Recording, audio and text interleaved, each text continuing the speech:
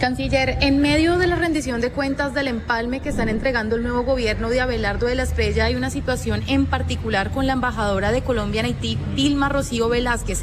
¿Qué es lo que está pasando con ella? Porque hay más de $500.000 de esta embajada embolatados. Además, hay un proceso administrativo abierto. ¿Y qué es lo que pasa con esta rendición de cuentas y ejecución del gasto de esta embajada? Bueno, la embajada de Haití pues se abrió en el año 23.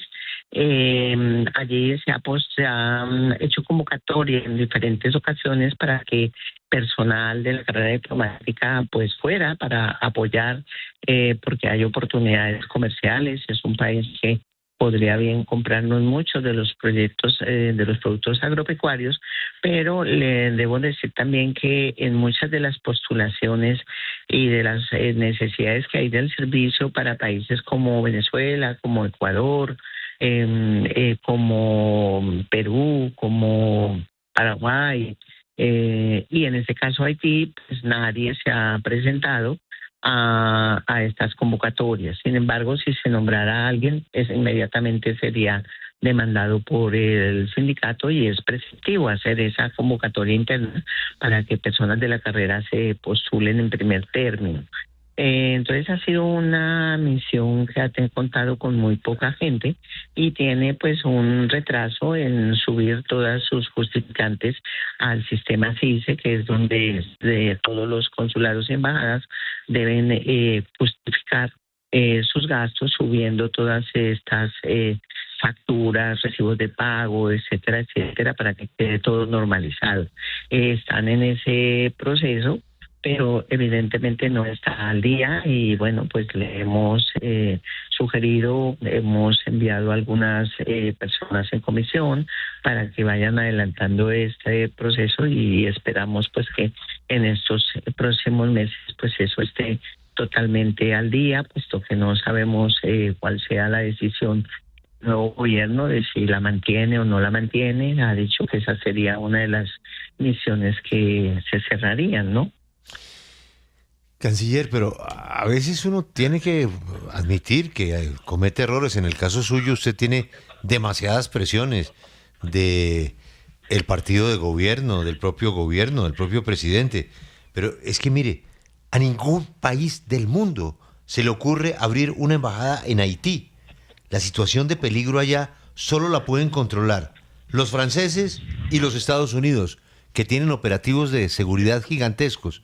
Nosotros tenemos una embajada con una embajadora que es prisionera de su casa, que no puede hacer absolutamente nada. Canciller, ¿no sería bueno reconocer que fue un error abrir una embajada en Haití para nada? Pues el espíritu con el que se abrió la embajada fue precisamente porque pues en la historia Haití fue supremamente importante para la libertad y para la independencia de los países de América Latina. Segundo, porque Naciones Unidas estaba planteando la necesidad de ese acompañamiento por parte de pues, los países de la región de apoyar pues una transición. Ellos tienen un gobierno de transición. Hemos tenido pues una cooperación sur-sur para desarrollar capacidades en la policía.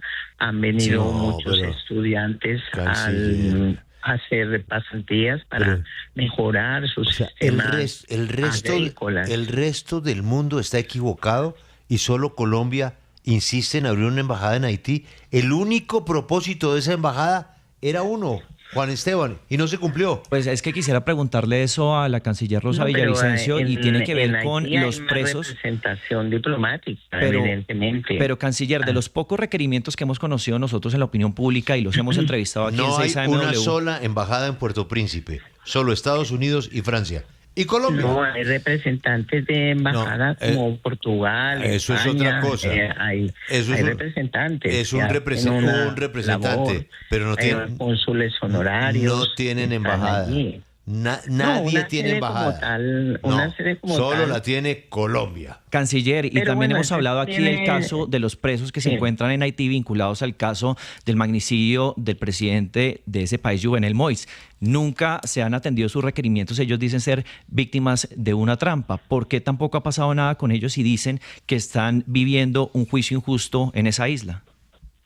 No, a ver, esas personas que están detenidas, como pues muchos colombianos en otras ciudades, en otros países, pues se tienen que someter a la legislación penal y a los procedimientos que ellos tienen. La misión consular tiene que velar porque se cumplan los derechos humanos para estas personas, vigilar las condiciones en las que ellos... Pero ellos dicen que nunca han tenido acompañamiento de la doctora Vilma.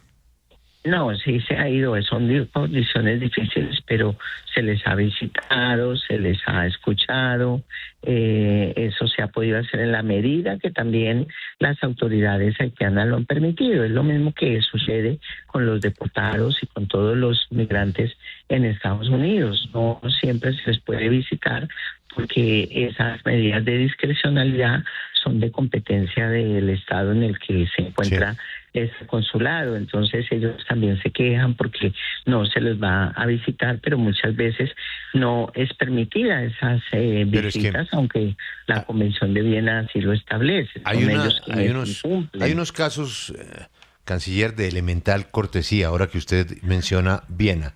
Elemental cortesía con el gobierno que entra, con el que se pueden tener todas las diferencias, desconocerlo, pero hay que tener ciertos parámetros de cortesía. Mire, en Austria y en otros países nombraron cargos administrativos políticos. Es decir, el nuevo gobierno no puede nombrar porque los administrativos pueden reclamar 2 años, quedarse ahí. El gobierno que entra está con las manos atadas en cantidad de puestos. No es cierto, porque esos auxiliares administrativos que se han nombrado, como le digo, son por las necesidades del servicio, porque hay muchos consulados que tienen 1 o 2 personas, y no precisamente en Europa, porque en Europa y en Estados Unidos es donde todas las personas de la carrera diplomática quieren ir y se les respeta pues ese derecho, porque cuando hay la necesidad ellos se inscriben y son de ellos quienes se debe elegir la persona. En donde se han nombrado personas para que cumplan esa misión administrativa de atender a los connacionales, han sido en consulados, por ejemplo, como Ayacucho, Atabaco, Barquisimeto, Puerto Ordaz, solamente donde está una sola persona. Señora ministra, perdóneme, pero ¿fue solamente en esos lugares donde hay vacantes o hubo casos de personas que estaban en cargos administrativos que fueron invitados amablemente a renunciar, señora ministra? Algunas personas renunciaron voluntariamente y otras personas, pues sencillamente porque tiene la potestad del gobierno, pues las cambió, como sucede en cualquier otro gobierno, se las cambió pues por personas que tenían mayor competencia, porque el trabajo es duro, porque había muchas personas que duraban mucho tiempo de baja en muchos tiempo, en muchas algunas con misiones consulares, la presión del trabajo y la falta de personal.